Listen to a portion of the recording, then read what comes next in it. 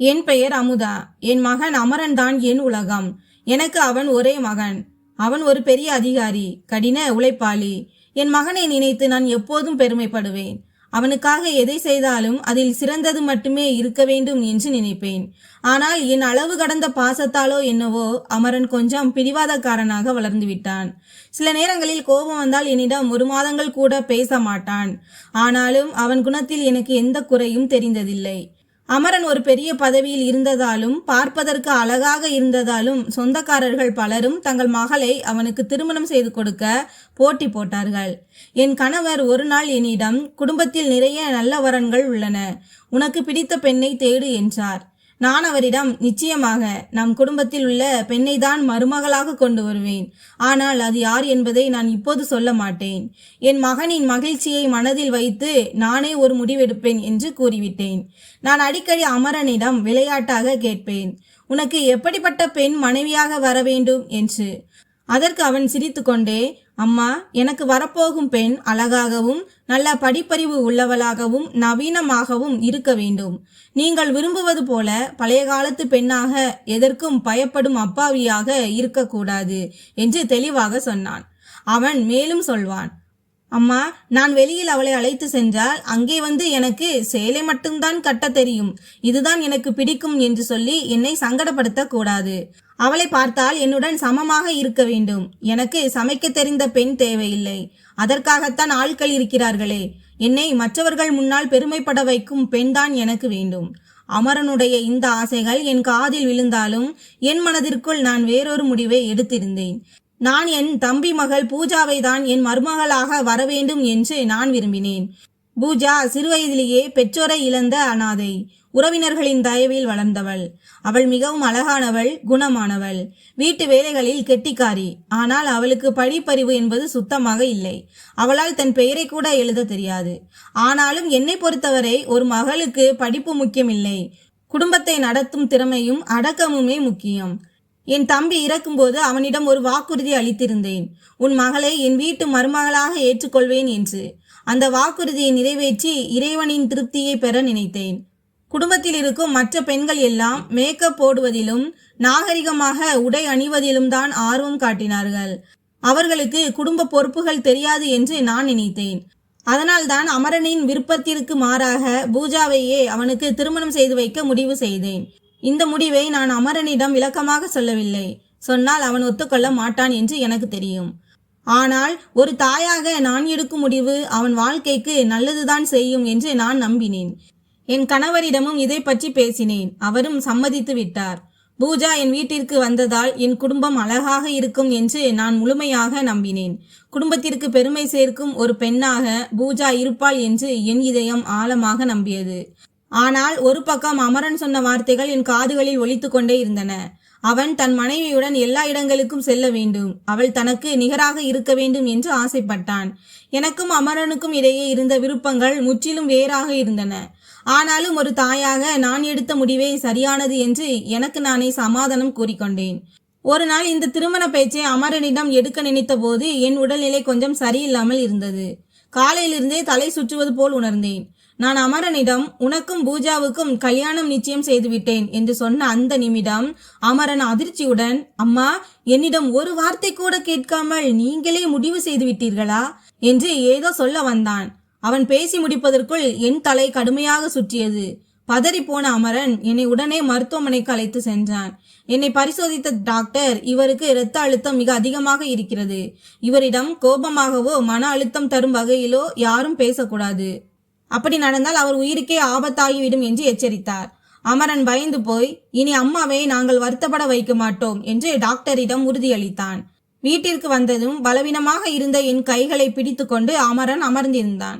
நான் மெதுவாக அவனிடம், அமரன், பூஜாவை உனக்கு திருமணம் செய்து வைப்பதில் உனக்கு விருப்பம்தானே? உனக்கு இதில் ஏதும் வருத்தமில்லையே என்று கேட்டேன். அமரன் ஒரு நிமிடம் யோசித்தான். பிறகு என் உடல்நிலையை மனதில் கொண்டு, இல்லை அம்மா, எனக்கு எந்த பிரச்சனையும் இல்லை, உங்கள் விருப்பப்படியே நடக்கட்டும் என்று சொல்லிவிட்டான். எனக்கு பெரும் நிம்மதியாக இருந்தது. ஒருவேளை அவன் மறுத்திருந்தால் பூஜா எவ்வளவு நல்லவள் என்று அவனுக்கு புரிய வைக்க நான் முயன்றிருப்பேன். ஆனால் அவன் உடனே சம்மதித்ததால் நான் மேற்கொண்டு எதையும் பேசவில்லை. அமரனின் மற்ற வரன்கள் எல்லாம் பெரிய இடத்து பெண்களாகவும் நவீனமானவர்களாகவும் இருந்தார்கள். அவர்கள் நிறைய சீர்வரிசைகளும் நகைகளும் கொண்டு வந்திருப்பார்கள். ஆனால் பூஜா அனாதை. அவளிடம் கொடுக்க எதுவுமே இல்லை. மற்றவர்கள் இதை பார்த்து கேலி செய்தார்கள். உன் மகன் ஒரு பெரிய அதிகாரி, அவனுக்கு போய் இப்படி ஒரு பெண்ணையா என்று உறவினர்கள் கேட்டார்கள். பூஜாவுக்கு முறையான வளர்ப்பு இருக்குமா? அவள் உன் வீட்டை காப்பாளா என்று சிலர் என் முகத்திற்கு நேராகவே கேட்டார்கள். ஆனால் நான் எதற்கும் அஞ்சவில்லை. எல்லாம் கடவுள் செயல், என் நோக்கம் நல்லது என்று அவர்களுக்கு பதில் சொன்னேன். திருமண நாளும் வந்தது. பூஜா மனக்கோலத்தில் தேவதை போல் இருந்தாள். அமரனின் முகத்திலும் ஒரு புன்னகை தெரிந்தது. அன்று இரவு விருந்தினர்கள் அனைவரும் சென்ற பிறகு நான் என் அறைக்கு சென்றேன். திடீரென அமரனின் அறையிலிருந்து சில விசித்திரமான சத்தங்கள் கேட்டன. என் இதயம் படபடத்தது. எல்லாம் சரியாக இருக்குமா? கதவை தட்டி பார்க்கலாமா என்று தோன்றியது. ஆனால் புது தம்பதிகளின் தனிப்பட்ட வாழ்க்கையில் குறுக்கிடுவது சரியல்ல என்று நினைத்து என்னை கட்டுப்படுத்தி கொண்டேன். ஒருவேளை அது என் கற்பனையாக கூட இருக்கலாம் என்று நினைத்து தூங்கி போனேன். மறுநாள் காலை அமரனும் பூஜாவும் மகிழ்ச்சியாக இருப்பதை பார்த்ததும் என் கவலைகள் எல்லாம் பறந்துவிட்டன. அமரனின் கண்களில் ஒரு புது பிரகாசம் தெரிந்தது. பூஜாவின் முகத்தில் புன்னகை இருந்தது. அவர்கள் இருவரும் ஒருவருக்கொருவர் வெட்கப்படுவதை பார்த்தபோது நான் எடுத்த முடிவு எவ்வளவு சரியானது என்று என் மனம் நிம்மதியடைந்தது. என் வீட்டில் அஸ்திவாரம் வலுப்பெற்று விட்டது என்று ஒரு திருப்தி எனக்கு ஏற்பட்டது. அமரனுக்கு இப்போது 27 வயது. சிறு வயதிலிருந்தே அவன் என் பேச்சை தட்டாத பிள்ளை. அமரனை பெற்றவள் அன்பாக வளர்க்கிறாள் என்று ஊரே சொல்லும். என் மகிழ்ச்சியும் என் ஆரோக்கியமே அவனுக்கு பெரிய விஷயம். இப்படிப்பட்ட ஒரு மகன் எனக்கு கிடைத்ததற்கு நான் இறைவனுக்கு நன்றி சொல்லிக் கொண்டே இருப்பேன். திருமணத்திற்கு முன்பு நான் அமரனிடம் சொன்னேன், மகனே, கல்யாணத்திற்கு பிறகு மனைவியை அன்பாக பார்த்து கொள்வது உன் பொறுப்பு. அதற்கு அவன் சிரித்து கொண்டே, அம்மா, உங்கள் சந்தோஷத்தை விட எனக்கு எதுவுமே முக்கியமில்லை. நீங்கள் எதை சொன்னாலும் நான் செய்வேன் என்றான். நான் விளையாட்டாக அவனிடம் கேட்டேன், என்னிடம் சில சமயம் 1 மாதம் பேசாமல் கோபித்துக் கொள்வாயே, அதே போல உன் மனைவியிடம் கோபிப்பாயா? அதற்கு அவன், அம்மா, பூஜா மிகவும் அப்பாவி. அவளிடம் நான் கோபித்துக் கொண்டால் அவளுக்கு என்னை சமாதானப்படுத்த கூட தெரியாது என்று சிரித்தான். நான் அவனை திருத்தினேன். அமரன், ஒரு பெண் கோபப்பட்டால் ஆண் தான் சமாதானப்படுத்த வேண்டும் என்பதில்லை. பெண் தவறு செய்திருந்தாலும் கணவன் பெரிய மனதுடன் அவளை அரவணைக்க வேண்டும். அமரனும், நீங்கள் கொடுத்த வளர்ப்பை நான் ஒருபோதும் மறக்க மாட்டேன் அம்மா. இன்னொரு வீட்டு பெண்ணை நான் எப்போதும் கஷ்டப்படுத்த மாட்டேன் என்று உறுதியளித்தான். பூஜாவும் அமரனும் திருமணத்திற்கு பிறகு மிகவும் அன்பாக இருந்தார்கள். அமரன் அவளை ஒரு பொக்கிஷத்தை போல பாதுகாத்தான். பூஜாவும் தன் அன்பால் இவ்வீட்டின் ஒவ்வொரு மனதையும் வென்றாள். என் முடிவு சரிதான். என் வீடு இப்போது சொர்க்கமாக இருக்கிறது என்று நான் பெருமிதம் கொண்டேன். ஆனால் நாட்கள் செல்ல செல்ல அமரனிடம் ஒரு மாற்றத்தை கவனித்தேன். அது என் இதயத்தை மிகவும் கவலையடைய செய்தது. ஆரோக்கியமாக கம்பீரமாக இருந்த அமரன் நாளுக்கு நாள் மெலிந்து கொண்டே போனான். அவனது முகத்தில் இருந்த பொலிவு மறைந்து கண்கள் குழி விழுந்து சுற்றிலும் கருப்பு வளையங்கள் தோன்ற ஆரம்பித்தன. ஆரம்பத்தில் அலுவலக வேலை மற்றும் திருமண பொறுப்புகளால் அவன் சோர்வாக இருக்கிறான் என்றுதான் நினைத்தேன். ஆனால் அவனது உடல்நிலை இன்னும் மோசமானது. முன்பு இரவு நீண்ட நேரம் விழித்திருப்பவன் இப்போது சீக்கிரம் தூங்கிவிடுகிறான். காலையில் எழுந்திருக்கும் போது மிகவும் சோர்வுடன் காணப்படுகிறான். இந்த விஷயம் உறவினர்கள் மத்தியிலும் பேசப்பட்டது. திருமணமானால் எல்லோரும் பூரிப்பார்கள். ஆனால் அமரன் இப்படி உருகுகிறானே, ஒருவேளை அவனுக்கு இந்த திருமணத்தில் இஷ்டமில்லையோ என்று ஆளாளுக்கு ஒரு கதை பேசினார்கள். என் நெருங்கிய உறவினர் ஒருவர் நேராக கேட்டார், உன் மகன் ஏன் இப்படி இளைத்து போயிருக்கிறான்? வீட்டில் எதுவும் பிரச்சனையா என்று. நான் அவர்களை கண்டித்தேன். அப்படி எல்லாம் ஒன்றுமில்லை. அமரன் பூஜாவுடன் மிகவும் மகிழ்ச்சியாக இருக்கிறான். நீங்களே நேரில் வந்து பாருங்கள் என்று சொல்லி அனுப்பிவிட்டேன். வெளியில் அப்படி சொன்னாலும் ஒரு தாயாக என் மனம் பதறியது. ஒரு நாள் அமரனை தனியாக அழைத்து கேட்டேன், மகனே, உன் உடம்புக்கு என்ன ஆச்சு? முன்பு எவ்வளவு தெம்பாக இருந்தாய், இப்போது உன்னை பார்க்கவே பயமாக இருக்கிறது. நீ சந்தோஷமாகத்தானே இருக்கிறாய் என்று கேட்டேன். அமரன் உடனடியாக பேச்சை மாற்றினான். அம்மா, எனக்கு ஒன்றுமில்லை. அலுவலகத்தில் வேலை பளு கொஞ்சம் அதிகம், அவ்வளவுதான் என்றான். ஆனால் அவன் கண்கள் எதையோ மறைப்பது போல் எனக்கு தோன்றியது. அமரனிடம் நான் மீண்டும் சொன்னேன், டாக்டரிடம் போய் ஒரு இரத்த பரிசோதனை செய்து கொள்வோம். உன் பலவீனத்திற்கு என்ன காரணம் என்று தெரிந்துவிடும். ஆனால் அமரனின் பேச்சை தட்டி கழித்துவிட்டு, அம்மா, நீங்கள் ஏன் கவலைப்படுகிறீர்கள்? நானே பார்த்து கொள்கிறேன் என்று சொல்லிவிட்டான்.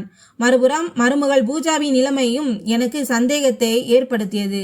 அவள் பார்ப்பதற்கு சரியாக தெரிந்தாலும் முன்பை விட இப்பொழுது மிகவும் அமைதியாகிவிட்டாள். எந்நேரமும் ஏதோ ஒரு சிந்தனையில் ஆழ்ந்திருந்தாள். முதலில் அது அவளது இயல்பு என்றுதான் நினைத்தேன். ஆனால் இப்போது அவளது மௌனம் எனக்கு பயத்தை தந்தது. பலமுறை அவளை தனியாக அழைத்து, பூஜா, எல்லாம் சரியாகத்தானே போகிறது? அமரன் உன்னிடம் அன்பாக இருக்கிறானா என்று கேட்டேன். அதற்கு அவள் ஒரு புன்னகையோடு, ஆமாம் அத்தை, அவர் என்னை நன்றாக பார்த்து கொள்கிறார் என்று சுருக்கமாக முடித்து கொள்வாள்.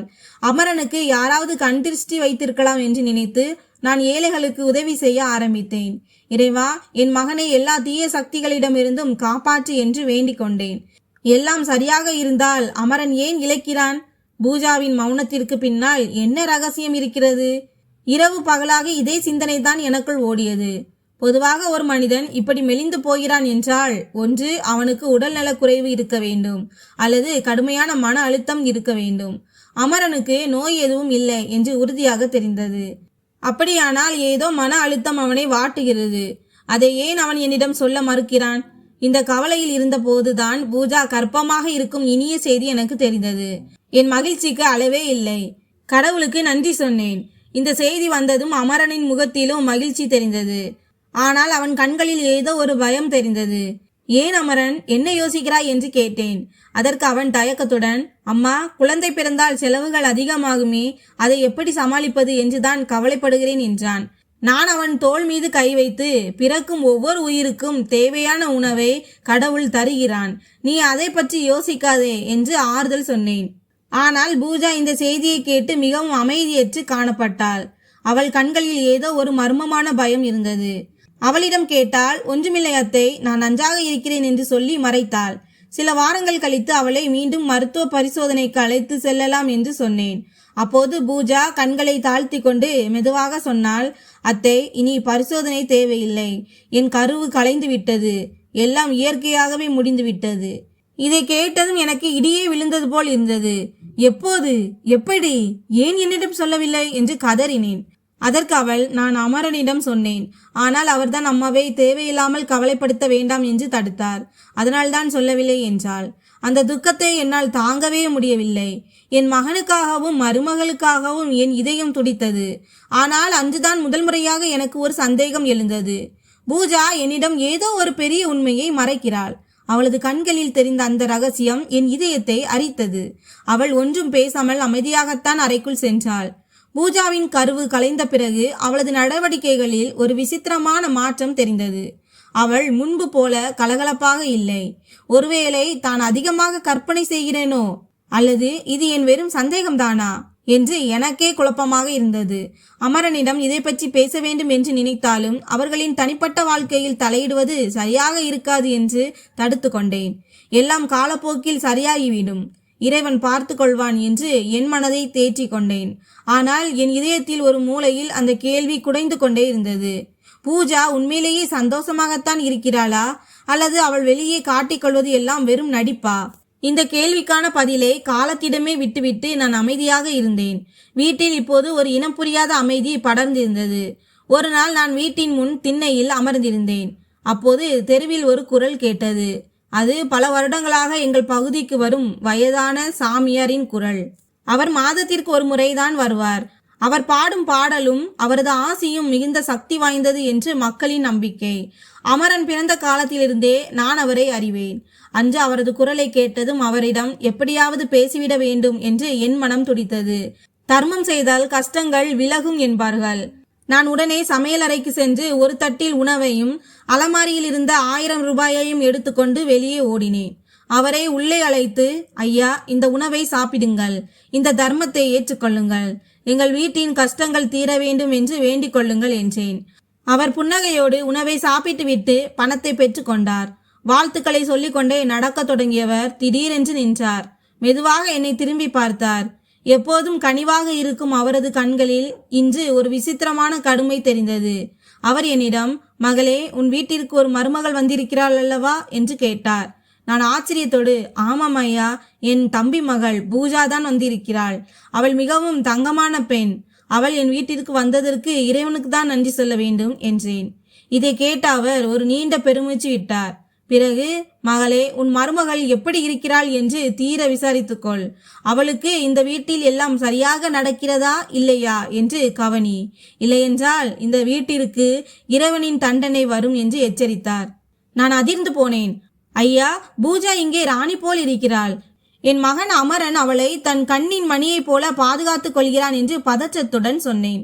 ஆனால் அவர் சமாதானம் அடையவில்லை. என்னை சந்தேகமாக பார்ப்பது போல ஒரு பார்வையை பார்த்துவிட்டு, மகளே, உனக்கு எல்லாம் சரியாக தோன்றலாம், ஆனால் உண்மை அப்படி இல்லை. உன் மருமகளின் நிலைமையை ஒருமுறை நன்றாக சோதித்துப் பார். ஏதாவது தவறு நடந்தால் இறைவனின் கோபம் உன் குடும்பத்தையே அழித்துவிடும் என்று சொல்லிவிட்டு விறுவிறுவென்று நடந்து சென்று விட்டார். அவர் சொன்ன வார்த்தைகள் என் நெஞ்சில் ஈட்டியாக பாய்ந்தன. எப்போதும் ஆசை வழங்கும் அந்த சாமியார் இன்று ஏன் தண்டனையை பற்றி பேசினார்?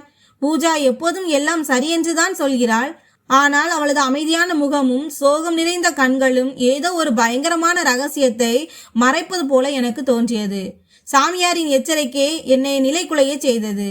என் மகன் மற்றும் மருமகளின் வாழ்க்கையை இனி நான் மிக உன்னிப்பாக கவனிக்க வேண்டும் என்று முடிவு செய்தேன். அந்த சாமியார் சொன்ன அந்த வார்த்தைகளுக்கு பிறகு என்னால் நிம்மதியாக இருக்க முடியவில்லை. நேரடியாக பூஜாவிடமோ அல்லது அமரனிடமோ கேட்டால் அவர்கள் உண்மையை சொல்ல மாட்டார்கள் என்று எனக்கு தோன்றியது. அதனால் ரகசியமாக கண்காணிக்க முடிவு செய்தேன். மறுநாள் அமரனிடம் மெதுவாக பேச்சு கொடுத்தேன். அமரன், பூஜாவை நீ நல்லா பாத்துக்கிறியா என்று கேட்டேன். அவன் கொஞ்சமும் தயங்காமல், ஆமாம்மா, அவளை நான் ரொம்ப கவனிச்சுக்கிறேன், உங்களுக்கு தெரியாதா என்றான். அவனது குரலில் துளியும் நடுக்கமில்லை. ஆனால் ஒரு புது மாப்பிள்ளையின் முகத்தில் இருக்க வேண்டிய சந்தோஷம் அவனிடம் இல்லை. ஏதோ ஒரு பெரிய ரகசியம் இந்த வீட்டிற்குள் புதைந்து கிடைக்கிறது என்பது மட்டும் எனக்கு உறுதியானது. அன்று இரவு வீடே அமைதியில் ஆழ்ந்திருந்தது. என் மனதிற்குள் அந்த சாமியாரின் எச்சரிக்கை மணி அடித்து கொண்டே இருந்தது. அமரனும் பூஜாவும் தங்கள் அறைக்குள் சென்றார்கள். பூஜா எதற்கெடுத்தாலும் சரி என்று சொல்வதும் எதையோ மறைப்பதும் எனக்குள் சந்தேகத்தை அதிகமாக்கியது. ஒருவேளை என் மகன் அவளை கொடுமைப்படுத்துகிறானோ என்ற சந்தேகம் முதலாக என் மனதில் துளிர்விட்டது. இதய துடிப்பு அதிர நான் மெதுவாக அவர்கள் அறையின் ஜன்னல் அருகே சென்றேன். ஜன்னல் கதவு சற்றே விலகி இருந்தது.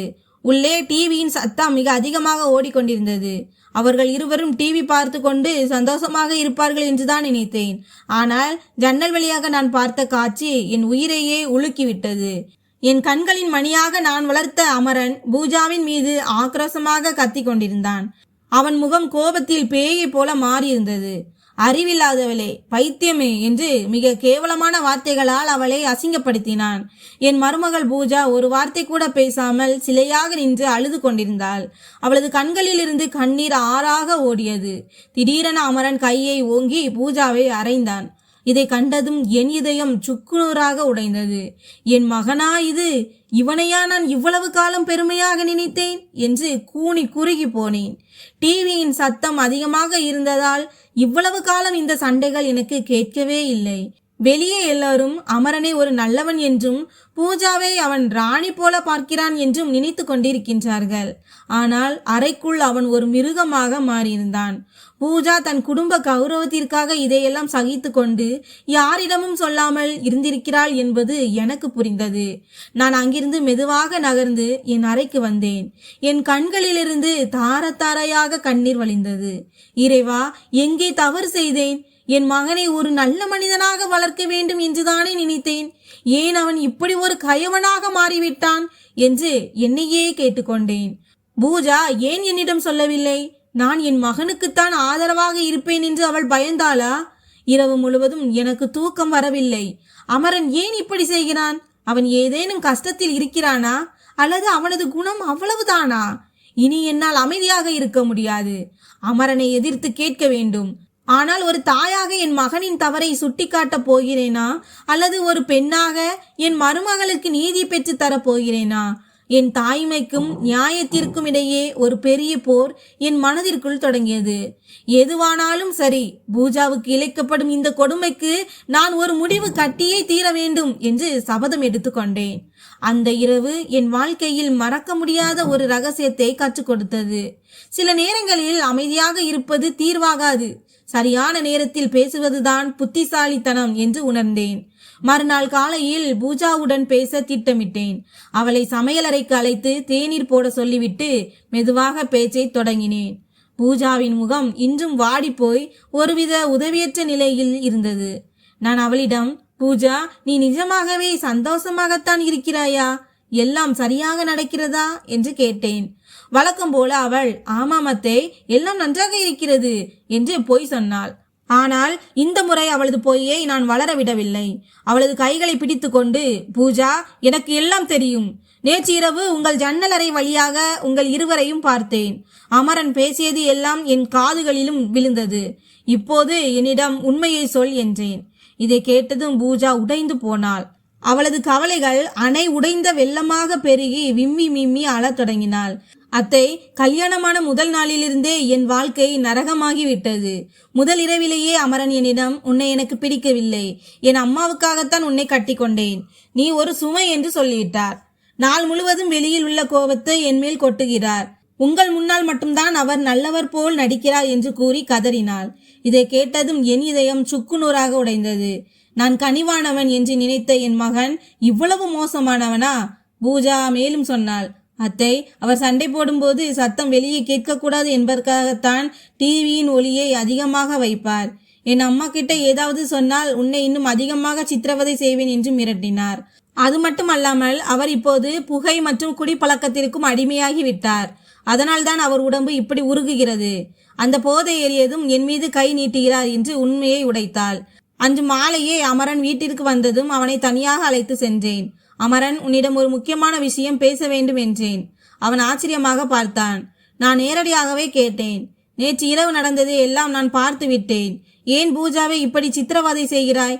அமரன் தலை குனிந்தான். அம்மா, நான் தவறு செய்துவிட்டேன். வேலையில் எனக்கு நிறைய அழுத்தம், சம்பளம் போதவில்லை, வீட்டு செலவுகளை எப்படி சமாளிப்பது என்று கவலையாக இருந்தது. அந்த மன அழுத்தத்தால் தான் நான் குடிக்க ஆரம்பித்தேன். என் கோபத்தை அவளிடம் காட்டிவிட்டேன். என்னால் இந்த பழக்கங்களை விட முடியுமா என்று தெரியவில்லை என்றான். நான் அவனை எச்சரித்தேன். இதெல்லாம் வெறும் சாக்கு போக்குத்தான் அமரன். கஷ்டம் எல்லாருக்கும் வரும். அதற்காக துணைக்கு வந்த பெண்ணை அடிமை போல நடத்துவது கோழைத்தனம். பூஜா உனக்கு சுமை இல்லை, உனக்கு துணையாக இருக்க வந்தவள். இப்போதே திருத்திக்கொள் என்று கண்டித்தேன். என் வார்த்தைகள் அமரனை சிந்திக்க வைத்தன. அவன் தன் தவறை உணர்ந்து, அம்மா, நான் செய்தது தவறுதான். பூஜாவிடம் மன்னிப்பு கேட்டுவிட்டு எல்லாவற்றையும் சரி செய்கிறேன். இனி இந்த கெட்ட பழக்கங்களையும் தொடமாட்டேன் என்று சத்தியம் செய்தான். மறுநாளே அமரன் பூஜாவிடம் மன்னிப்பு கேட்டான். சொன்னது போலவே குடிப்பழக்கங்களை விட்டுவிட்டான். பூஜாவிடம் அன்பாகவும் மரியாதையாகவும் பழக ஆரம்பித்தான். பல நாட்களுக்கு பிறகு பூஜாவின் முகத்தில் ஒரு புன்னகையை பார்த்தேன். அமரனின் ஆரோக்கியமும் மெல்ல மெல்ல தேறியது. பிள்ளைகள் வழிமாறி போகும்போது ஒரு தாயாக கண்டிப்புடன் நடந்து கொள்வது எவ்வளவு முக்கியம் என்பதை அன்று நான் உணர்ந்தேன். வீட்டில் மீண்டும் மகிழ்ச்சி துளிர்விட ஆரம்பித்தது. அமரன் தன்னை மாற்றிக்கொள்ள முயற்சி செய்வதையும் பூஜா மெல்ல மெல்ல இயல்பு நிலைக்கு திரும்புவதையும் பார்க்கும்போது என் மனதிற்கு நிம்மதியாக இருந்தது. ஆனால் இந்த சம்பவங்கள் எனக்கு ஒரு பெரிய பாடத்தை கற்றுக் கொடுத்தன. நாம் நம் பிள்ளைகளின் வாழ்க்கையில் எப்போதும் ஒரு கண் வைத்திருக்க வேண்டும். அவர்களின் மௌனத்திற்கு பின்னால் இருக்கும் ஒளியை புரிந்து கொள்ள வேண்டும். இன்று அமரனுக்கும் பூஜாவுக்கும் இடையே ஒரு புரிதலும் அன்பும் உருவாவதை என்னால் பார்க்க முடிகிறது. இப்போது எனக்கு அவர்களை பற்றி எந்த கவலையும் இல்லை. ஆனால் திரும்பி பார்க்கும்போது இந்த பிரச்சனைகளில் என் பக்கமும் ஒரு சிறிய தவறு இருந்ததை நான் உணர்கிறேன்.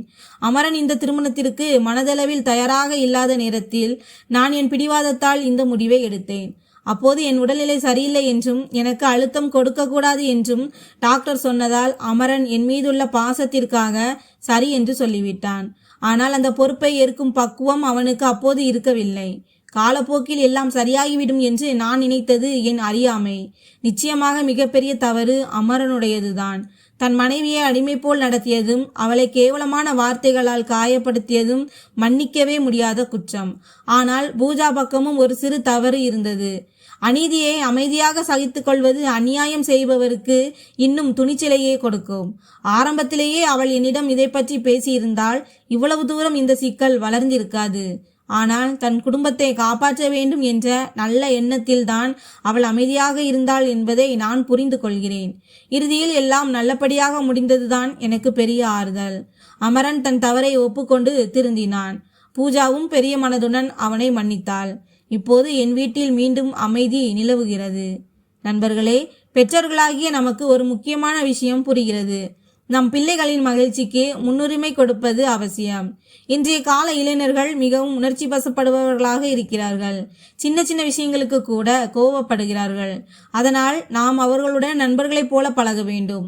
திருமணம் போன்ற முக்கியமான முடிவுகளை எடுக்கும் போது அவர்களின் கருத்துக்கு மதிப்பு கொடுக்க வேண்டும். அதே சமயம் கல்யாணம் முடிந்துவிட்டது என்று அவர்களை அப்படியே விட்டுவிடக்கூடாது. அவர்கள் மகிழ்ச்சியாக இருக்கிறார்களா என்பதை தூரத்திலிருந்து கவனித்துக் கொண்டே இருக்க வேண்டும்.